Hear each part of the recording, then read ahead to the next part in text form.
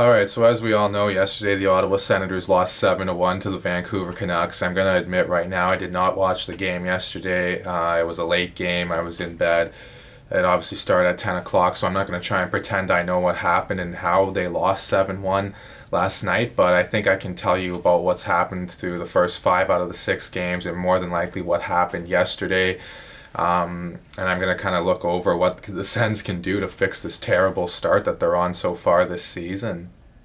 I did watch a few highlights of this game though, and I saw the first goal anyways. Eric Branson did not tie up the stick in front of Brandon Sutter. He's brought in to play tough in front of the net. Playing tough in front of the net isn't always taking the body out. Sometimes it's tying up the stick as well. I find the Sens defense has a really hard time tying up sticks in front. They leave guys wide open in front of their net. It's pretty easy to get there. They bring in these big physical guys, I don't know, to really do what other than just be bullies on the back end and not do really anything that'll help you win hockey games. So he's kind of responsible there. I saw Brendan Sutter, obviously he gets a hat trick yesterday, 3 goals, first career hat trick. Of course, it's against the Sens. The Sens have a knack for allowing these kind of third, fourth line guys to snipe hat tricks on them and make them look like superstars.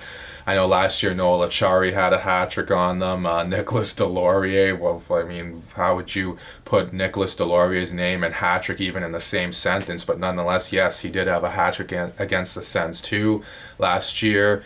And now it's Brendan Sutter too, who's better than both of those two players, I think, offensively, but still, it's not Elias Pettersson or someone like that.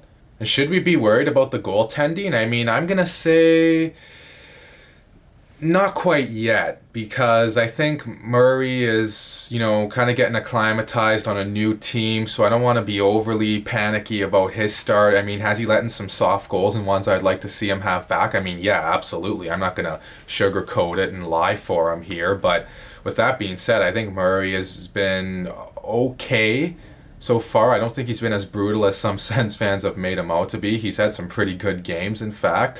But I still think he's a goalie who's maybe getting acclimatized to his new team.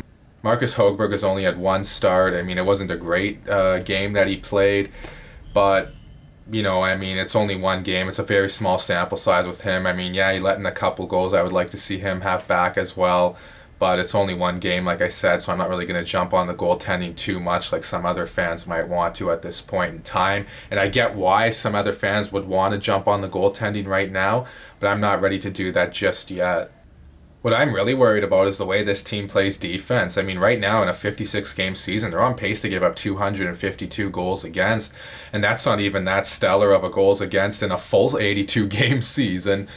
And yeah, I know that 7 goals against last night really helped make things look a whole lot worse in the goals against department than it would have before, or had that not happened.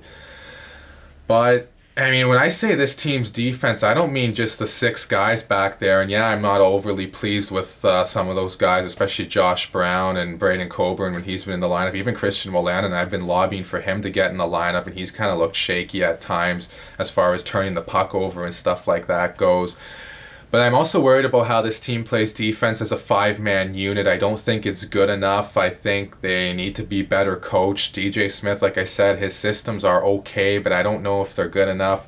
I found last year this team was just a lot more competitive, even though they had less talent on paper. Maybe they competed harder, but I mean, I can't really say it's lack of compete. It's just kind of dumb mistakes that are costing the Sens right now. And couple that with the fact that the Sens are only on pace to score 140 goals in a 56-game season. They're only averaging 2.5 goals for per game. I mean, you have a full-blown disaster going on here. They're averaging 4.5 goals against per game. That's just not good at all, and you can't lay that all on the goaltender's shoulders. I mean, the defense has to be better. I think the way they play as a 5-man unit has to be better. When I say the defense, I always look at a 5-man unit, because even if your defense, your 6-man group of defensemen isn't really maybe up to snuff as far as being elite or anything like that, I still think you can have a good 5-man unit cover that up, and the Sens really aren't showing that right now. And if this continues, if they can continue to keep giving up lots of chances, lots of goals against, they continue to be a team that doesn't have the puck really all that much at times, maybe you do need to look at getting a new coach. I mean, I know people have kind of accused me of being hard on DJ Smith, but he's a guy that he's kind of stubborn so far anyways. He doesn't look like he's willing to adjust. He's not willing to change things up. His system's clearly not working. Are there some players that are responsible for this too? Yeah, I think guys like Anisimov haven't been great. I think Derek Stepan has been quite a letdown. Not that I expected him to be really great, but I expected him to be a better player defensively at least. He's been somewhat of a turnover machine at times. I think Josh Brown has been, not that great at times as well. Braden Coburn hasn't been all that great.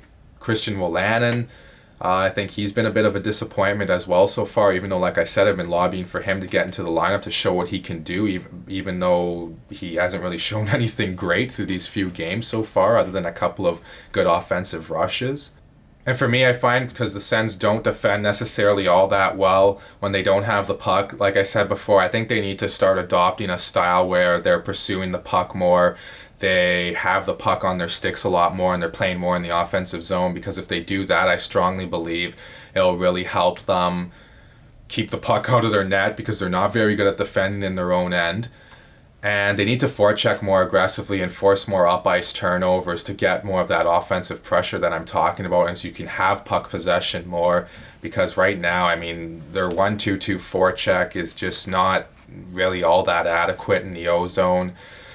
They're just look very lost at times. It's almost like sometimes they looked a lot more organized in the 1920 season, I found out there on the ice, than they do now. And supposedly, like I said, they're supposed to have a better team, and now they almost look like the team that was coached by Guy Boucher at times in their own end. They kind of get caught running around.